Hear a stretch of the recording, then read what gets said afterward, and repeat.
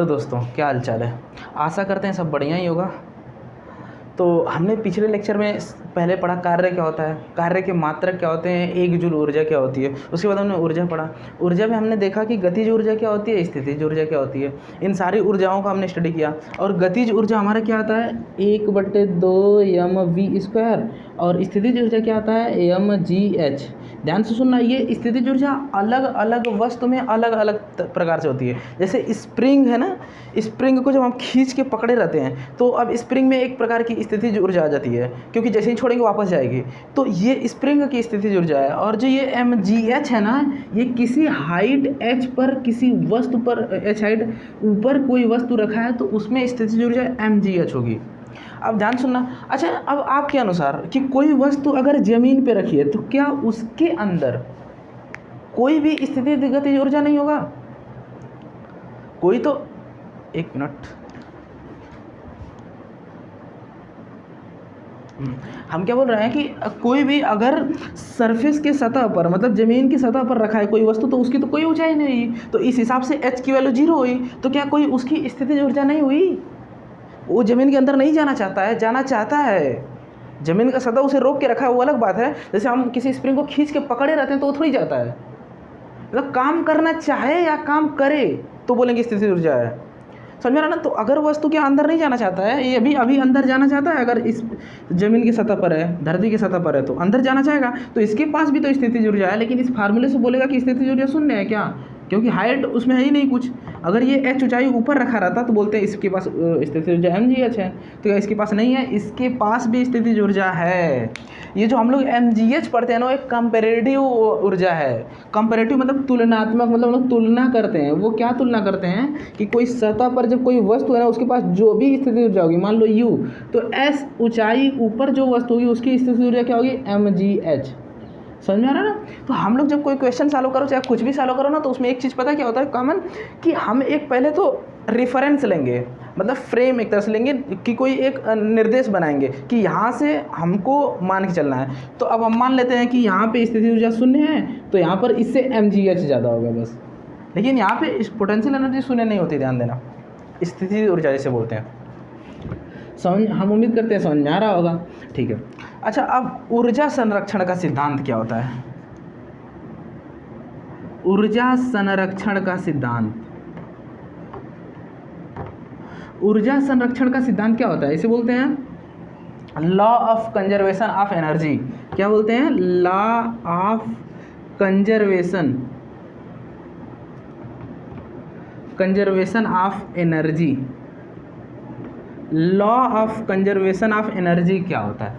ये law of conservation of energy यही बोलता है कि ऊर्जा को न तो उत्पन्न किया जा सकता है, न ही नष्ट किया जा सकता है, बस ये एक रूप से दूसरे रूप में परिवर्तित किया जा सकता है। यही है ऊर्जा संरक्षण का सिद्धांत। ऊर्जा संरक्षण का सिद्धांत कुछ नहीं है। कोई पूछे ऊर्जा संरक्षण का सिद्धांत क्या है, तो बोलेंगे ऊर्जा को न तो उत्पन्न किया जा सकता है, न ही नष्ट किया जा सकता है। क्या चीज़? ऊर्जा को न तो उत्पन्न किया जा सकता है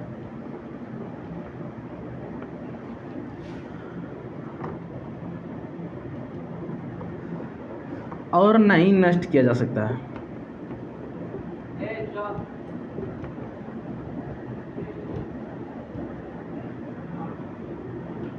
ऊर्जा को न तो उत्पन्न किया जा सकता है और न ही नष्ट किया जा सकता है। यह केवल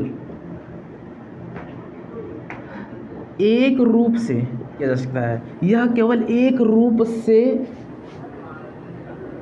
दूसरे रूप में परिवर्तित किया जा सकता है।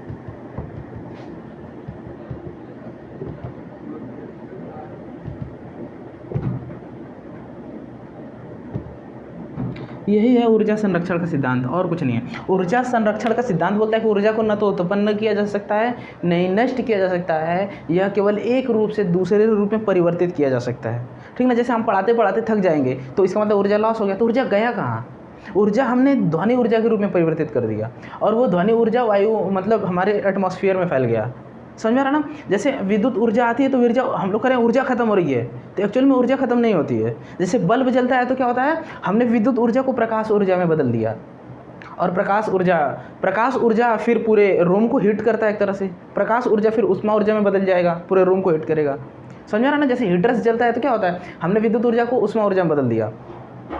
जैसे हमने अगर मान लो कि हम विद्युत ऊर्जा को हम मोटर चला रहे हैं तो बोलेंगे कि हमने विद्युत ऊर्जा को यांत्रिक ऊर्जा में बदल दिया। किसी चीज़ को घुमाना, किसी चीज़ को चलाना या तो यांत्रिक ऊर्जा होती है ना, समझ में आ रहा ना? तो मतलब हमने ऊर्जा को नष्ट नहीं किया, ऊर्जा एक रूप से दूसरे रूप में परिवर्तित होता है, बस।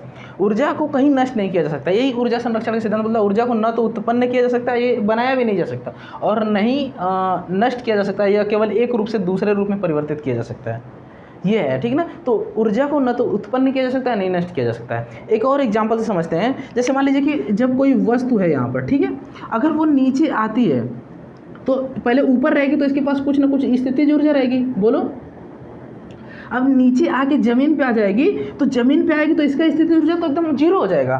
देखिए स्थितिज ऊर्जा बराबर mgh होती है। तो अगर ये वस्तु यहाँ से छोड़ी जाएगी तो ये ज़मीन पर जब आएगी तो इसकी स्थितिज ऊर्जा एकदम जीरो हो जाएगी, क्योंकि h मतलब हाइट कुछ रहेगी ही नहीं। तो फार्मूले में जब हाइट की वैल्यू रखेंगे तो स्थितिज ऊर्जा शून्य आ जाएगा। तो मतलब यहाँ पे तो स्थितिज ऊर्जा शून्य आ जाएगा। मतलब यहाँ पे ऊर्जा गया कहाँ? जब कोई वस्तु ऊपर रहती है तो उसके पास बहुत स्थितिज ऊर्जा रहती है, जैसे ही छोड़ते हैं तो इसके पास स्थितिज ऊर्जा शून्य हो जाती है। तो ऊर्जा गई कहाँ? शून्य नहीं, हम ये बता चुके हैं। मतलब यहाँ पर भी स्थितिज ऊर्जा रहता है लेकिन बस कम रहता है, ऊपर के कंपेरिजन में यहाँ पे कम रहेगा। तो स्थितिज ऊर्जा गया कहाँ? पहले बहुत ज़्यादा था, अब कम हो गया। तो स्थितिज ऊर्जा कहाँ गया? ऊर्जा नष्ट हो गया क्या?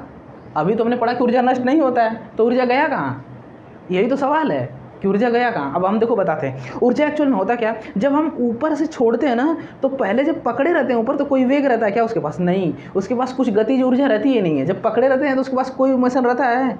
कोई गति ही नहीं रहती है, तो गति ऊर्जा नहीं रहती। जब छोड़ते हैं ना तो जैसे जैसे नीचे आता है वैसे वैसे उसका वेग बढ़ता है, तो उसकी गति तेज होती है, बहुत तेज चलने लग जाता है। मतलब जैसे जैसे नीचे आएगा वेग बढ़ेगा तो उसकी गतिज ऊर्जा बढ़ेगी। देखो पहले स्थितिज ऊर्जा था और नीचे जब आएगा तो बहुत तेज हो जाएगा, तो उसकी गतिज ऊर्जा में परिवर्तन हो जाएगा, बहुत तेज गति हो जाएगी। समझ में आ रहा है ना? अब सवाल ये है कि जमीन पे आके रुक क्यों जाता है? अब रुक गया तो वहाँ पे तो गतिज ऊर्जा भी शून्य हो गया, स्थितिज ऊर्जा भी शून्य हो गया। उस समय वो क्या करता है, जमीन को जब टक्कर देता है नीचे की तरफ, तो जमीन को जब नीचे की तरफ टक्कर देता है तो उसमें कुछ ना कुछ काम करता है, वहाँ पे कुछ ना कुछ ऊष्मा रिलीज करता है। तो काम भी एक प्रकार का ऊर्जा है। तो ऊपर से जब छोड़ेंगे तो नीचे आएगा तो उसकी स्थितिज ऊर्जा कम होगी। क्यों कम होगी? क्योंकि गतिज ऊर्जा में परिवर्तन हो रहा है, वो गतिज ऊर्जा में बदल रहा है। वैसे इसीलिए ना वेग तेज हो रहा है, तो गतिज ऊर्जा में बदल जाएगा। और जैसे ही जमीन से टक्कर होगा तो कुछ काम करेगा तो उस काम में परिवर्तन हो जाएगा। चाहे उसमें जब टक्कर करेगा तो कुछ ना कुछ ऊष्मा ऊर्जा निकलेगी, तो उसमें परिवर्तित हो जाएगा। इसीलिए ऊर्जा नष्ट नहीं होती है, ठीक है ना? हाँ, इसको नोट करिए, फिर आगे बढ़ते हैं। ऊर्जा ये समझ में आ गया ना? हाँ, इसका पूरा डेरिवेशन है कि कैसे कैसे गतिज ऊर्जा बढ़ती है, ये हम लोग अभी नहीं पढ़ेंगे। ठीक है, मिटाते हैं। देखिए अब पढ़ने जा रहे हैं कार्य करने की दर। इसको मिटाते हैं ना। ऊर्जा संरक्षण का सिद्धांत अब याद हो गया होगा, बहुत कठिन है नहीं, कोई पूछेगा तो फटाक दे बताएंगे। कार्य करने का दर, कार्य करने की दर, या फिर कार्य करने की दर क्या होता है? कार्य करने की दर को हम लोग शक्ति बोलते हैं। ध्यान सुनना, पावर, जिसे इंग्लिश में क्या बोलते हैं? इसे बोलते हैं इंग्लिश में पावर। कार्य करने की दर को हम लोग क्या बोलते हैं? शक्ति बोलते हैं, और इसे पावर बोलते हैं। अच्छा, शक्ति होती क्या? जैसे मान लो कि कोई वस्तु है, कोई दो आदमी है, तो हम बोलेंगे इसके पास पावर ज़्यादा है, इसके पास पावर कम है। कैसे पता चलेगा? शक्ति इसके पास ज़्यादा है, इसके पास शक्ति कम है, तो कैसे पता चलेगा? पता नहीं चलेगा ना। देखो कैसे पता चलेगा, हम बताते हैं। जैसे मान लो कि एक बॉक्स है, उसको दोनों लोग उठा ले रहे हैं, तो कैसे पता चलेगा किसके पास शक्ति ज़्यादा है? अच्छा, एक उठा पा रहा है, एक नहीं उठा पा रहा है, तो भी पता चलेगा क्या कि हम बोलेंगे जो उठा ले रहा है उसके पास शक्ति है, जो नहीं उठा पा रहा है नहीं शक्ति है? ऐसा नहीं है। शक्ति की डिफिनेशन क्या होती है? जो जितना ज़्यादा काम कर ले कम समय में, यहाँ पे कम समय में, उसे बोलेंगे उसके पास शक्ति ज़्यादा है। समझ में आ रहा ना? और यहाँ पे काम का मतलब होता है फिजिकल, मतलब पढ़ाई, हम एक काम नहीं है यहाँ पे वैज्ञानिक उदाहरण के हिसाब से हम बता चुके हैं ना, कार्य पढ़ा चुके हैं, वहाँ पे जाके कार्य देखिए। पहले हम क्या बोल रहे हैं? कार्य करने की दर। कार्य करने की दर मतलब जैसे मान लीजिए, मान लो कोई 5 घंटा में 10 जूल काम कर रहा है, और कोई 2 घंटा में, कोई 5 घंटा में 10 जूल का काम कर रहा है, तो कोई 2 घंटा में 10 जूल का काम कर रहा है। वो दोनों काम तो समान कर रहे हैं, लेकिन जो कम समय लगेगा बोलेंगे उसका रेट, मतलब जो कम समय में लग रहा है बोलेंगे उसका रेट बहुत ज़्यादा है, बहुत फास्ट कर रहा है ना। अरे सोचो 5 जूल 1 घंटा में कर रहा है, ये 2 जूल 1 घंटा में कर रहा है, ये 5 घंटा में 10 जूल, तो 1 घंटा में 2 जूल, 1 घंटा में 2 जूल, तो ये 2 जूल 1 घंटा में कर रहा है, तो ये इसकी स्पीड बहुत स्लो है, तो बोलेंगे इसकी शक्ति बहुत कम है। समझ में आ रहा ना। अच्छा, ये इसका रेट क्या है? रेट मतलब हिसाब किताब होता है, हम पढ़ा चुके हैं। रेट का मतलब क्या होता है, दर का मतलब क्या होता है बता चुके हैं। मतलब 5 घंटे में अगर 10 जूल काम कर रहा है तो 1 घंटे में कितना करेगा, 1 घंटे में करेगा 10/5 जूल प्रति घंटा, यानी कि इतना आएगा, ये 2 जूल, जूल में बड़ाऊ की मात्रा होती है ना, जूल प्रति घंटा होता है।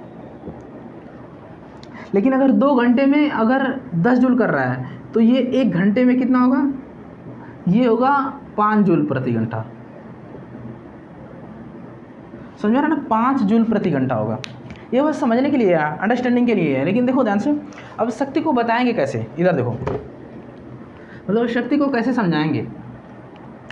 शक्ति को जनरली हम लोग P से दिखाते हैं ना, वो बाद में बात होगी। मान लीजिए कोई लड़का है जो T समय में W काम कर रहा है, तो एक समय में कितना काम करेगा, W/T।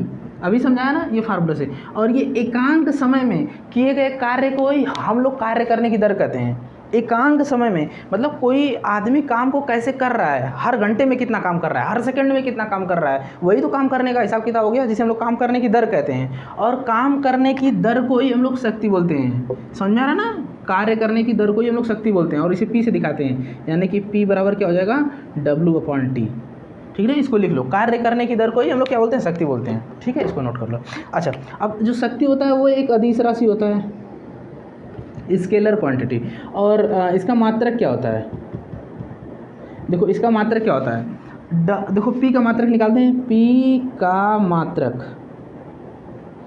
मात्रक किसके मात्रक के बराबर होगा, W का मात्रक क्या होता है, जूल, और T का मात्रक सेकेंड, यानी कि जूल बटा सेकेंड। इसे हम लोग क्या बोलेंगे, जूल प्रति सेकेंड। तो मात्रक क्या होगा, जूल प्रति सेकेंड।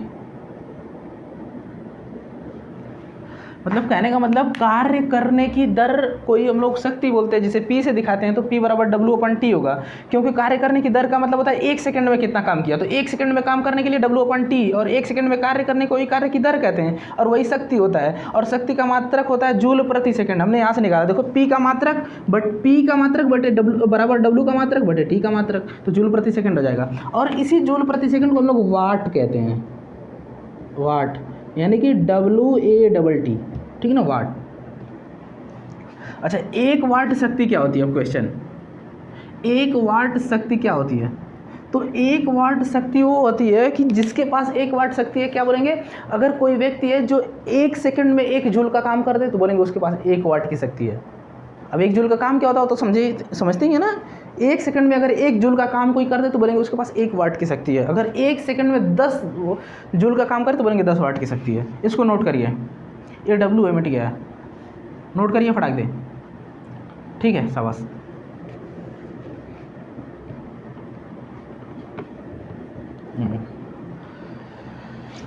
और एक और यूनिट की बात करते हैं हम लोग, ऊर्जा का व्यावसायिक मात्रक। ऊर्जा का व्यावसायिक मात्रक क्या होता है, मतलब commercial unit of energy. Commercial unit का मतलब क्या होता है, जैसे आप ध्यान सुनिए। दरअसल में ना हमको याद है कि जब हम लोग के घर में बिजली ख़त्म होती है तो वो एक प्रकार की ऊर्जा ही ख़त्म होती है, बिजली थोड़ी ख़त्म होती है, मतलब वो एक प्रकार की ऊर्जा ख़त्म होती है। और ऊर्जा को हम लोग किस में नापते हैं, वहाँ पे ऊर्जा को हम लोग नापते हैं यूनिट में। कैसे, देखो मतलब इतना यूनिट हमारी बिजली ख़त्म हो गई, 10 यूनिट ख़त्म हो गई, 50 यूनिट ख़त्म हो गई। और वहाँ पे जो मतलब बिजली का बिल लेने वाला होता है वो भी होता है कि इतना रुपया हम प्रति यूनिट बिजली बिल लेते हैं। तो आपने यूनिट में ऊर्जा को ख़त्म किया, लेकिन यूनिट में तो हम नापते ही नहीं। अभी सुना था हम लोग ऊर्जा को जूल में नापते हैं ना, जैसे ध्यान सुनना, दूरी को हम लोग मीटर में नापते हैं, उसी प्रकार ऊर्जा को जूल में नापते हैं। तो हमको ये पता लगाना पड़ेगा ना कितना जूल ऊर्जा खत्म हुआ। ये यूनिट क्या है, यूनिट भी ऊर्जा का मात्रक है, जिसे हम लोग कमर्शियल यूनिट कहते हैं। अच्छा, कमर्शियल यूनिट बार बार बोल रहे हैं, यूनिट का मतलब मात्रक होता है। ध्यान सुनिए, मात्रक, कमर्शियल मात्रक यानी व्यावसायिक मात्रक क्या होता है, मतलब कि हम जो बिजली ख़त्म करते हैं वो यूनिट में होता है। तो यूनिट वाली ऊर्जा क्या है, चाहे 1 यूनिट ऊर्जा क्या है, वही हम लोग अब जानने जा रहे हैं। 1 यूनिट, ठीक ना, 1 यूनिट ऊर्जा क्या है, ध्यान से सुनना। हाँ, देखिए जैसे हम लोग को फार्मूला पता है, P बराबर W/T होता है ना, होता है कि नहीं, P बराबर W/T होता है। तो यहाँ से W बराबर P इंटू टी हो जाएगा कि नहीं हो जाएगा, क्या P बराबर W/T, तो W बराबर P इंटू टी हो जाएगा, ठीक है। अच्छा अब यहाँ से अगर W का मात्रक निकालें तो वो क्या होता है, W का मात्रक जो होता है ये होता है P का मात्रक इंटू टी का मात्रक।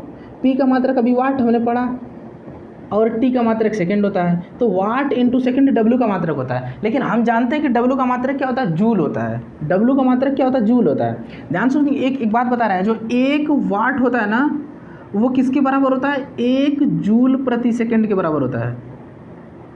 यानी कि जो जूल प्रति सेकंड है उसे ही तो वाट कहते हैं, या चाहे तुम ऐसे ही बोल सकते हो वाट इंटू सेकंड, ये सेकंड इधर आके गुणा हो जाएगा, वाट इंटू सेकंड ही जूल के बराबर होता है।